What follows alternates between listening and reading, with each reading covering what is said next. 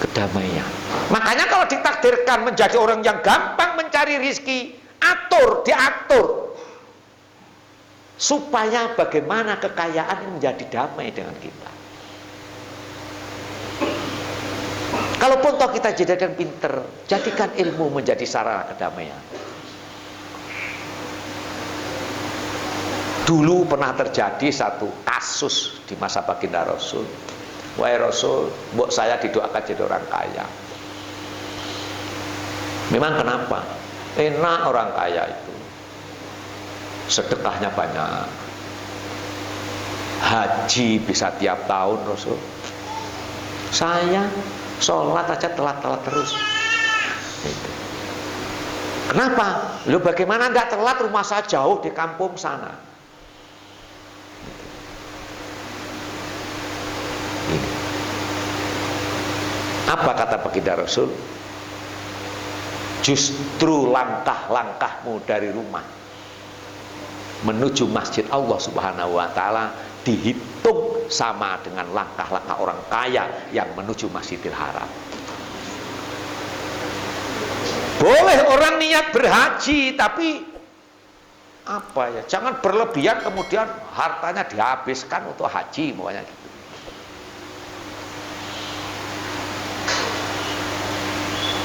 Sampai meninggalkan keluarga dalam keadaan lemah. Tidak bisa. Itu pemahaman. Jadi kita menyadari kondisi yang sebenarnya kita ini, bagaimana menghadapi realitas kehidupan, menjadi netral. Loh, kalau memang Allah yang berkehendak, ngapain kita repot-repot? Gitu. Jadi orang mukmin, orang Islam itu akan menjadi orang yang selalu sederhana tapi selalu semangat.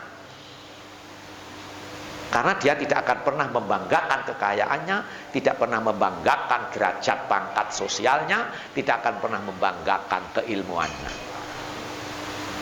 Sebab ketika hanya membanggakan itu semua, membanggakan keturunan siapa, itu dipatahkan oleh kenyataan. Orang kalau keturunan si A pasti hidupnya enak, selamat dunia, selamat akhirat. Contohnya sangat konkret. Bagaimana baginda Rasul punya paman namanya Abu Jahal. Itu nasabnya tidak ada yang nandingi. Tapi oleh Allah dijadikan uswah. Dijadikan uswah. Nasab keturunan tidak bisa menjadi jaminan. Itu secara umum.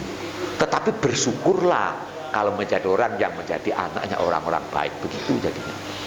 Tidak membanggakan, bersyukur.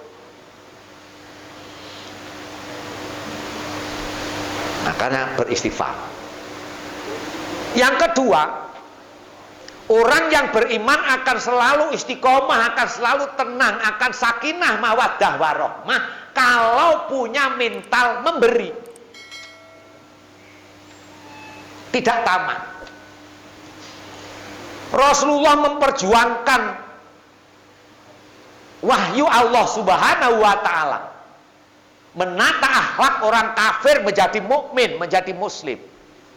Pengikut beliau rata-rata orang fakir miskin.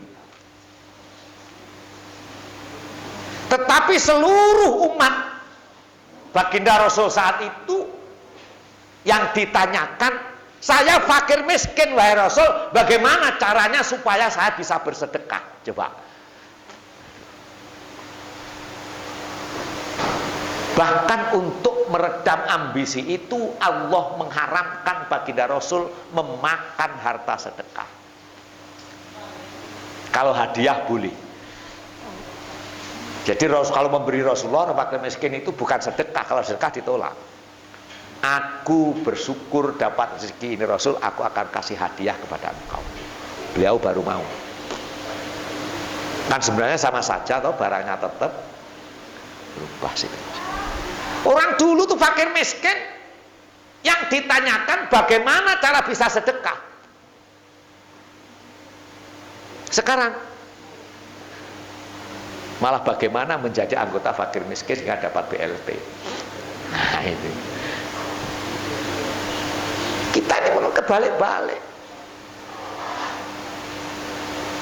Seorang pemimpin akan sukses kalau dia sudah selesai dengan dirinya sendiri, tidak mencari keuntungan untuk dirinya.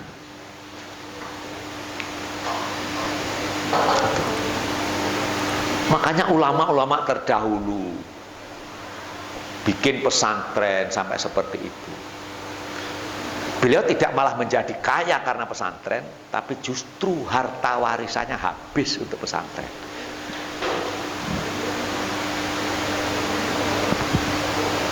Orang tua-tua saya, kakek-kakek saya dulu orang kaya-kaya semua.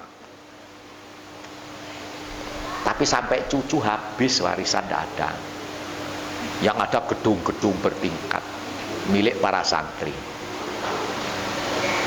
Kita hanya diwariskan ilmu pengetahuan sebatas yang mampu kita serap.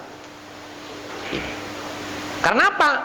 Beliau sudah selesai, di dunia sudah selesai, tidak dibebani oleh pernak-pernik keduniaan, kecuali hanya pengembangan pengabdian kepada Allah Subhanahu wa Ta'ala. Maka itu bahasa Al-Quran, alladzina yunfikuna fis-sarra'i wad-dharra. Seneng ndak seneng, mau ndak mau, kalau kita ingin jadi sukses, jadilah orang yang bermental memberi, bukan meminta. Makanya implementasi perwujudan dari alladzina yunfikuna fis-sarra'i wad-dharra.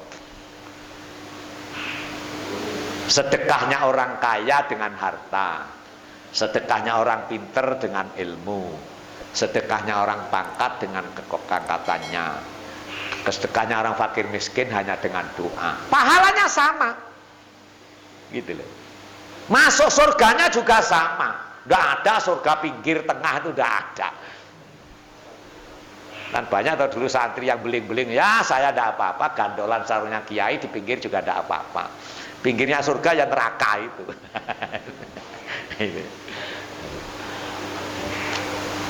Ayo kita latih, kita latih. Biasakan memberi.